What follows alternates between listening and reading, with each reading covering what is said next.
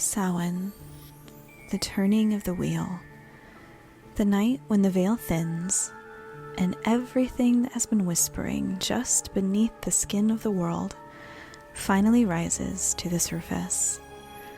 You can feel it in the wind that moves differently this time of year, in the way the shadows grow teeth, in the quiet, unshakable sense that something ancient is now awake and watching. Samhain, spelled Samhain,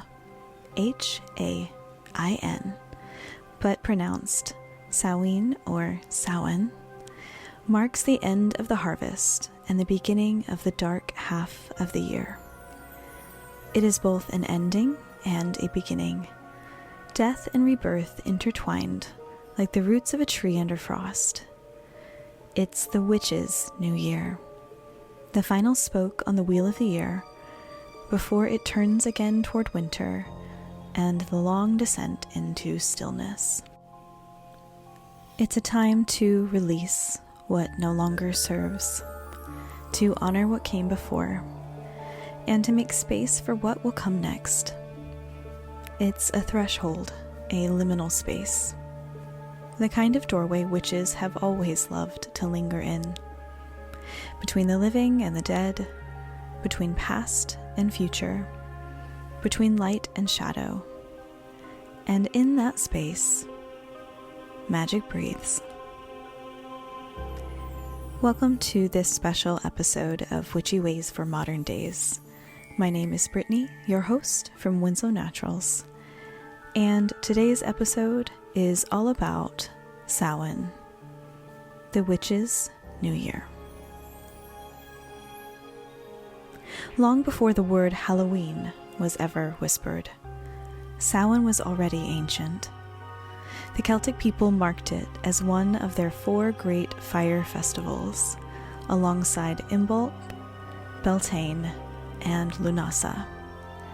But unlike those festivals of growing light and ripening fruit, Samhain was a time of endings, the final harvest, the gathering in, the acknowledgement that the earth herself was preparing to rest. Imagine for a moment standing in the chill of a late October night thousands of years ago. The crops are stored, the livestock brought close to home. Fires are burning high on the hilltops, and the smoke curls into a sky so dark it almost swallows you. The people dance around the flames, faces painted with ash, wearing masks carved from bark or bone. They are not celebrating death exactly. They are acknowledging its place in the circle. Because to the ancient people, death was not an end. It was a turning, a continuation, seed under soil. They believed that on this night, the boundary between the worlds dissolved. The spirits of ancestors could return to visit their families. Offerings of food and drink were left at the edges of the home or on windowsills, candles lit to guide the dead safely through the dark. And just as they honored the ancestors, they also took precautions. For not every spirit who walked on Samhain night was kind. And that duality is at the heart of Samhain: reverence and fear, memory and mystery, life and death. Even today, in our electric lit world, we still feel it. We still dress up to confuse spirits. We still carve faces into pumpkins to ward off mischief. And we still gather around fires to tell stories that make the hair rise on the back of our necks. But for witches, Samhain is more than superstition or seasonal lore.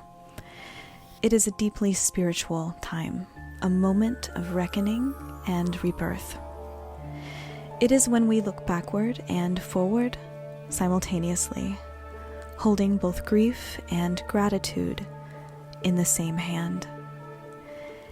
It is when ancestors are closest, yes, but also when we can most clearly hear the voice of our own becoming. Many witches use Samhain for ancestor work. That might mean setting a place at your table for those who've passed, lighting a candle and calling their name aloud, or simply sitting quietly and inviting their presence in. It might mean visiting graves or creating altars with photos, heirlooms, or offerings. Bread, cider, apples, pomegranate, tobacco, marigolds. Whatever connects you to your lineage, whether by blood, by spirit, or by chosen family. Because ancestor work isn't just about who came before. It's about understanding yourself as part of an unbroken thread. The choices you make now will one day become the whispers your descendants hear when the veil grows thin. What you heal in yourself echoes both backward and forward in time. Samhain is also a time of release. The final harvest is not only of crops, but of the soul. What have you grown this year? What must now be laid to rest? What habits, relationships, patterns, or fears are ready to fall away like the leaves outside your window? Magic at its core is transformation. And transformation always requires a letting go. Try this. Write down what you wish to release. A name, a word, a memory, behavior. Burn it in a fire-safe bowl or cauldron. As the smoke rises, imagine it carrying away what no longer serves you, back to the universe to be composted into something new. The earth does not mourn every leaf it loses, because she knows spring will come again. Of course, Samhain is also joyful. The darkness isn't just solemn, it is sensual. It's a time of mystery, play, and inner power. The witch steps fully into her own shadow here, not to banish it, but to dance with it. This is the part of the year when we remember that magic isn't always gentle or sweet. Sometimes it's wild. It's rooted in the dark soil, in bone, in instinct, in the things we were taught to fear, but which are, in truth, part of our nature. The word witch itself carries that duality. The one who heals and the one who haunts. The one who blesses and the one who curses. Samhain asks us to hold both within ourselves without apology, to be whole. There's a reason people feel so drawn to witchcraft this time of year. It's not just the aesthetics, the candles, the black lace, the moonlight. It's that something ancient stirs in us. The collective memory of what it feels like to move with the seasons, to trust the cycles of life and death. Modern life tries to keep everything bright and busy. But the witch remembers that darkness has value too. Rest is sacred. Decay is sacred. The silence before the seed sprouts is sacred. So what can you do to honor Samhain in your own practice? Begin by slowing down. Spend time outside if you can. even just for a walk in twilight. Notice how the world is shifting. The air smells different. The ground feels softer underfoot. There is a stillness that creeps in as the earth exhales this time of year.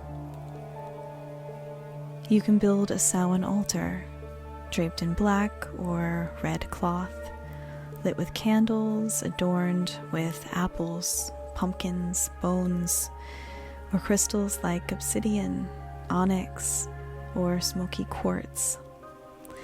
Add something to represent your ancestors, photos, keepsakes, or even a simple glass of water. The veil is thin, but intention is what guides connection. You might also perform a divination ritual, tarot, runes, scrying in a bowl of dark water or mirror. This is one of the most potent times of the year for seeking messages from Spirit. Ask not only what will happen, but what is ending and what is ready to be reborn. Because the witch's year doesn't end in fireworks or fanfare. It ends in a whisper, in candlelight, in the turning inward. It ends in remembrance, and begins again in the quiet knowing that everything dies, but nothing is ever truly gone. And so this Samhain, as the veil thins and the ancestors draw near, as the last of the leaves fall and the nights grow long, take a breath, light your candles, speak your truth into the dark. Thank the spirits who walk with you, seen and unseen, and know that you are part of a story much older than your own. Samhain is not a night of fear. It is a night of power, a night of magic, a night of remembering who you are and who you have always been. This has been a special episode of Witchy Ways for Modern Days. I'm your host, Brittany, and my hope is that I have guided you through the turning of the wheel and reminded you today that every ending is only the beginning of another spell. Have a blessed Samhain, friends. Take care.